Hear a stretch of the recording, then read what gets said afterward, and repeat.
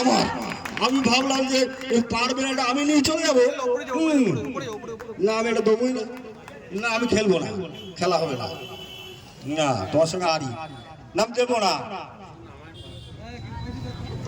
বলছি এত লোক যাতে জড়ো হয় ওই জন্য কেসটা আমরা দেখিয়েছিলাম, ওইটা আসলে প্রাইজ নয়। হ্যাঁ খুব ভালো খেলেছে, ওকে সাধুবাদ জানাই। তুমি ক পেয়েছো? বলে দাও price, sponsor name. BCN art agency কিন্তু কোনো গিফট বাড়ি নিয়ে যাওয়ার জন্য আসে না, আপনাদের দেওয়ার জন্য।